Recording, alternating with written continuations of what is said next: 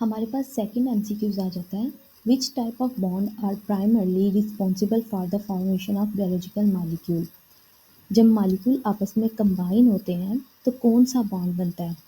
ये hydrogen and Waals bond A option है, B option है ionic and covalent bond, C option है metallic bond and D option है peptide bond.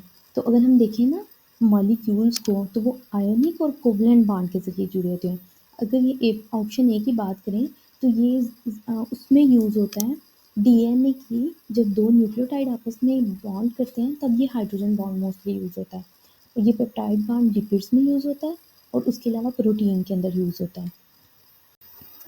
हमारा third वाला MCQs आ जाता है। Which elements are most commonly found in biological molecules. Biological molecules हम देखते हैं उसमें कौन सा एलिमेंट्स एक्सट्रीम लेवल में मौजूद है इस दुनिया में? Sodium, potassium and chlorine, hydrogen. Option B में अगर हम जाएँ hydrogen, carbon, oxygen, nitrogen, phosphorus and calcium.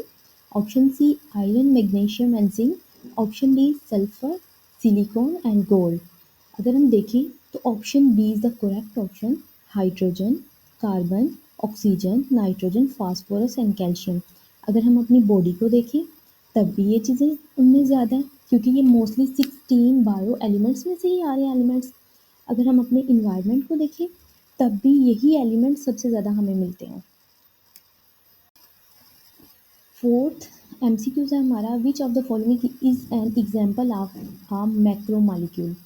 Macro molecule कौन से होते हैं? मॉलिक्यूल दो तरह के होते हैं, micro molecule and macro molecule. जहाँ वर्ड माइक्रो यूज होगा उसका मतलब होता है छोटे मॉलिक्यूल एंड मैक्रो मॉलिक्यूल जो बड़े मॉलिक्यूल होते हैं। इसमें फर्स्ट जो हमारे पास ऑप्शन है वो कार्बन डाइऑक्साइड है, सेकंड ऑप्शन है पानी H2O and the third option is starch and the fourth option is oxygen. तो अगर हम देखें कार्बन डाइऑक्साइड, वाटर और ऑक्सीजन माइक्रो मॉलिक्यूल्स में आते हैं बट स्टार्च जो है वो ज़्यादा मॉलिक्यूल्स मिलके एक मॉलिक्यूल बना रहे हैं तो वो हमारे पास आएगा starch. Option C is the correct option. Fifth वाला हमारे पास एमसीक्यूज है। What defines an organic molecule. जहाँ भी ऑर्गेनिक वर्ड आएगा उसका मतलब होगा कि उसमें कार्बन और हाइड्रोजन तो कंपलसरी हैं। कार्बन एंड हाइड्रोजन मिलके क्या बनाते हैं? Organic molecules. इसमें फर्स्ट ऑप्शन है हमारे पास it contain oxygen and hydrogen, B option है it contain carbon and hydrogen together, C option है it has a high molecular weight, D option है it is only found in living organisms. तो इसमें सबसे correct option क्या है? It contain carbon and hydrogen together. हमारे पास second point आता है इसी टॉपिक का, ऑर्गेनेलीज एंड सेल। पहला था हमारे पास एटॉमिक लेवल, दूसरा अब आ गया ऑर्गेनेलीज एंड सेल। इसमें हमारे पास जो एमसीक्यूज है, which structure is common to both prokaryotic and eukaryotic cell. ये मैंने पिछली वीडियो में बताया था आपको कि प्रोकैरियोटिक और यूकैरियोटिक सेल में डिफरेंस क्या है। कि जो प्रोकैरियोटिक सेल होता है उसके पास क्लियर और अच्छा सा न्यूक्लियस नहीं होता, डिफाइंड न्यूक्लियस नहीं होता। यूकैरियोटिक के पास एक डिफाइंड न्यूक्लियस होता है। तो ये सबसे बड़ा इनका डिफरेंस होता है। बाकी इसकी डिटेल मैंने दूसरी वीडियो में दी हुई है। इसका ऑप्शन ए है माइटोकॉन्ड्रिया, ऑप्शन बी है गोल्जी ऑपरेटस, ऑप्शन सी है सेल मेम्ब्रेन, ऑप्शन डी है एंडोप्लाज्मिक रेटिकुलम। जो प्रोकैरियोटिक सेल्स होते हैं उनमें ऑर्गेनेलीज भी नहीं होती अच्छे से, लेकिन सेल मेम्ब्रेन ऐसी मेम्ब्रेन है जो प्रोकैरियोटिक और यूकैरियोटिक दोनों सेल में होती है। बट जो सेल वॉल है वो ओनली प्लांट्स में होती है और जो सेल मेम्ब्रेन है वो सब में होती है। प्रोकैरियोटिक सेल हो, यूकैरियोटिक सेल हो, एनिमल सेल हो या प्लांट सेल हो। Most important question paper point of view से, which organelle is responsible for energy production in eukaryotic cell. ये काफ़ी टाइम रिपीट भी हो चुका है एमसीक्यूज। वो ये बात पूछने की कोशिश कर रहा है कि हमारे सेल के अंदर एनर्जी कौन बनाता है, यानी कि हमारा पावर हाउस कौन है हमारे सेल का। Golgi complex, endoplasmic reticulum, C option है राइबोसोम और डी ऑप्शन है माइटोकॉन्ड्रिया। तो माइटोकॉन्ड्रिया जो है ये करेक्ट ऑप्शन है और माइटोकॉन्ड्रिया को ही पावर हाउस का नाम दिया जाता है। एमसीक्यूज नंबर 8 है। What is the function of ribosome in a cell. Ribosome का सेल के अंदर फंक्शन क्या होता है? DNA replication, option B protein synthesis, option C lipid synthesis, option D cellular respiration. तो आंसर इसका बी है, प्रोटीन की सिंथेसिस करता है राइबोसोम। डीएनए की जो रेप्लिकेशन होती है वो न्यूक्लियस के अंदर होती है, प्रोटीन की सिंथेसिस राइबोसोम के अंदर होती है। लिपिड की जो सिंथेसिस होती है वो एंडोप्लाज्मिक रेटिकुलम पे होती है। और जो सेलुलर रेस्पिरेशन है ना, वो साइटोप्लाज्म और माइटोकॉन्ड्रिया पे होती है। MCQs number 9 is the arrangement of organelles in a eukaryotic cell demonstrate option A random organization, option B division of labor within the cell, option C uniformity in structure and function, option D limited specialization। इसका correct option है option B, division of labour within a cell. Division of labour का मतलब होता है कि जिस cell का जो फंक्शन है वो अपना फंक्शन परफॉर्म कर रहा है, वो दूसरे को डिस्टर्ब नहीं कर रहा, वो खुद डिस्टर्ब हो रहा है। हर सेल अपना अपना फंक्शन करता है। जब तमाम सेल्स अपने अपने फंक्शन करते हैं तो इस तरह एक ऑर्गेनेली अच्छे से वर्क करती है। नेक्स्ट पॉइंट है हमारे पास टिश्यू लेवल।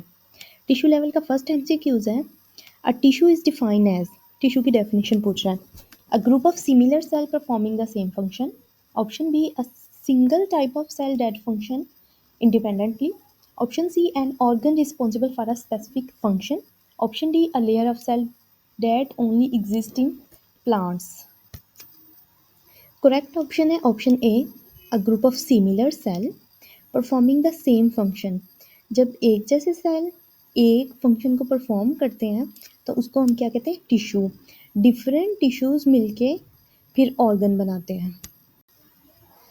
हमारे पास नेक्स्ट एमसीक्यूज है, which of the following tissue is specialised for water conduction in plants.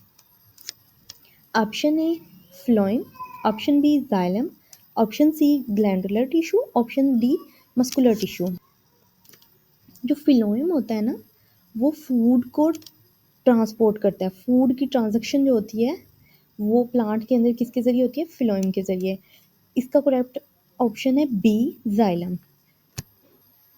Option C जो है ग्लैंडुलर टिश्यू, वो ये टिश्यू वो होते हैं जो स्पेशल किस्म के एंजाइम या कोई भी सब्सटेंस को बॉडी के अंदर रिलीज करते हैं। और डी मस्कुलर टिश्यू, ये सबको पता है। नेक्स्ट एमसीक्यूज है, which type of the tissue is responsible for movement in animal, glandular tissue, nervous tissue, muscle tissue, connective tissue. Correct option है सी मसल टिश्यू। ग्लैंडुलर टिश्यू की बात हम पहले कर चुके हैं। नर्वस टिश्यू जो होते हैं वो ब्रेन के अंदर होते हैं, और जो मस्कुलर टिश्यू है वो स्पोर्ट और मूवमेंट में हेल्प करते हैं, और कंडक्टिव टिश्यू जो होते हैं वो कनेक्शन प्रोवाइड करते हैं। हमारा नेक्स्ट पॉइंट है organ and system level. First MCQs है, what is an organ. Simple एक डेफिनेशन है, a group of similar cell. नहीं, a group of similar cell जो था वो टिश्यू था। A group of tissue performing specific function, ये करेक्ट ऑप्शन है। A collection of organ system, नहीं, ऑर्गन सिस्टम मिलके क्या बनाते हैं, ऑर्गेनिज्म। और ऑप्शन डी जो है हमारे पास, structure present only in animal, ऐसा भी नहीं है। करेक्ट ऑप्शन है option B, a group of tissue performing a specific function. Next question है हमारे पास, ये भी बहुत इंपॉर्टेंट क्वेश्चन है, which organ is responsible for food digestion, specifically protein. Protein की जो डाइजेशन होती है वो कहाँ पे होती है, लीवर में, ऑप्शन बी इंटेस्टाइन में, ऑप्शन सी स्टोमिक में, ऑप्शन डी पेंक्रियाज में। अगर देखा जाए स्टोमिक और इंटेस्टाइन इन दोनों में सिर्फ डाइजेशन होती है। पेंक्रियाज जो होता है वो सिर्फ सिक्रीशन करते हैं, और लीवर का इसमें कोई रोल नहीं होता। तो फूड की डाइजेशन में इसका लीवर का कोई रोल नहीं होता। तो अगर हम देखें इंटेस्टाइन और स्टोमिक, इन दोनों ऑप्शन में से हमारा कोई ऑप्शन बनेगा। तो अगर हम स्पेसिफिकली प्रोटीन की बात करें तो प्रोटीन किसमें, स्टमक के अंदर होता है, और बाकी जितनी भी चीज़ें हैं वो इंटेस्टाइन के अंदर हो रही होती हैं डाइजेस्ट। नेक्स्ट क्वेश्चन है हमारे पास, what is the main role of roots in plant. Roots का प्लांट के अंदर क्या रोल है, फोटोसिंथेसिस। नहीं, फोटोसिंथेसिस तो प्लांट के जो लीफ होते हैं उनसे होती है। B water conduction only, no, ये आपने पीछे भी पढ़ा था किसकी वजह से होती है। Option C anchorage food storage and water absorption, and the D option is reproduction. नहीं, रिप्रोडक्शन भी नहीं होती, रिप्रोडक्शन फ्लावर के जरिए होती है। तो इसका करेक्ट ऑप्शन है ऑप्शन सी। नेक्स्ट हमारे पास एमसीक्यूज है, in animals coordination between organ system is achieved through, hormone and nervous system.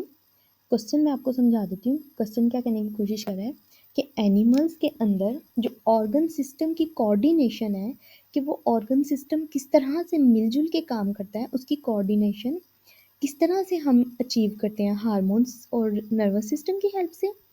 Respiration and digestion. Respiration क्या है? सांस लेना, और डाइजेशन फूड को डाइजेस्ट करना। Reproduction and excretion. रिप्रोडक्शन की वजह से या एक्सक्रीशन की वजह से। नेक्स्ट डी है हमारे पास ब्लड की सर्कुलेशन ओनली। नहीं, ब्लड सर्कुलेशन ओनली नहीं हो सकता, रिप्रोडक्शन ओनली नहीं हो सकता, रेस्पिरेशन ओनली नहीं हो सकता। यस, हार्मोन और हमारा नर्वस सिस्टम जो है वो इस कोऑर्डिनेशन को प्रोवाइड करने के लिए बहुत ज़्यादा हेल्प करता है। हमारे पास नेक्स्ट जो पॉइंट आता है वो पॉपुलेशन एंड कम्युनिटी लेवल का है। ये सारे सेलुलर ऑर्गेनाइजेशन के लेवल्स ही चल रहे हैं अब तक। जी, ये क्वेश्चन क्या है? What define a population in biology? ये भी उसकी डेफिनेशन पूछी हुई है। A group of organisms of the same species living in the same area. Option B, all the organisms living in a specific habitat.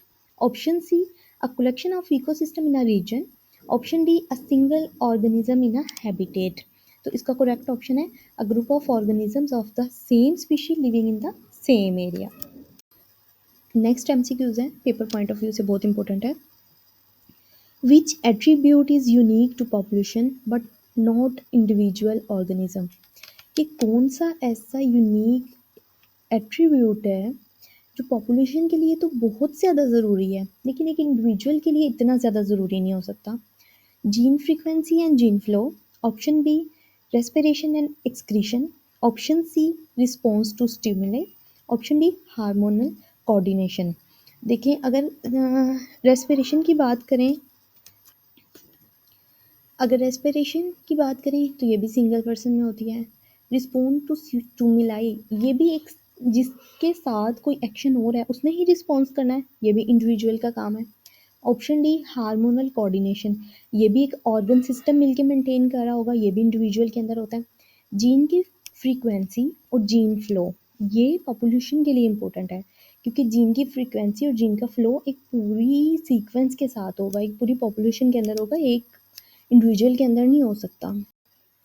हमारा next MCQs है, what is community in biological term? वो कह रहा है कि हम biologically community को किस तरह से डिफाइन कर सकते हैं। Option A, a group of individual of the same species. Option B, population of different species living in the same habitat. Option C, a large biome determined by the climate.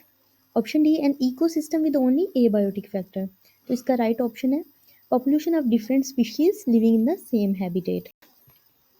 हमारे पास next जो point आता है वो आता है biomass and ecosystem. उसका first MCQs है, a biome is primarily determined by population size. Option B, major climatic conditions. Option C, abiotic factor only. Option D, competition among species. Biome जो होता है ना, वो क्लाइमेटिक कंडीशन के ज़रिए हम जल्दी डिटरमाइन कर सकते हैं प्राइमरली। एबायोटिक और बायोटिक फैक्टर अगर होता तो ये ऑप्शन भी हो सकता था। हमारे पास नेक्स्ट एमसीक्यूज है, what determine the naming of a biome? Option A, type of animal presents. Option B, type of major plants और ecosystem features. Option C, population density. Option D, abiotic factors only. Correct option है option B, type of major plants और ecosystem feature. इन दोनों को मिलके हम इनका name देते हैं। हमारे पास नेक्स्ट एमसीक्यूज है, which interaction is not an example of species interaction within a community? नीचे दिए गए ऑप्शंस में से कौन सा ऑप्शन ऐसा है जो किसी भी रिलेशनशिप को कम्युनिटी के शो नहीं करता? फर्स्ट है पैरासाइटिज्म। पैरासाइटिज्म का मतलब होता है कि एक स्पीशी का दूसरी स्पीशी के साथ रहना, या उसके अंदर रहती है या उसके साथ रहती है और उसको हार्म करती है। म्यूचुअलिज्म, म्यूचुअलिज्म होता है दो स्पीशीज जब मिलके रहती हैं तो एक दूसरे को बेनिफिट देती हैं। ऑप्शन सी, कोमेंसलिज्म, इसमें क्या होता है कि एक स्पीशी को तो फ़ायदा हो रहा है, दूसरी को ना फ़ायदा हो रहा है और ना ही नुकसान हो रहा है। ऑप्शन डी, एबायोटिक फ्लक्चुएशंस, तो इसका करेक्ट ऑप्शन है एबायोटिक फ्लक्चुएशंस।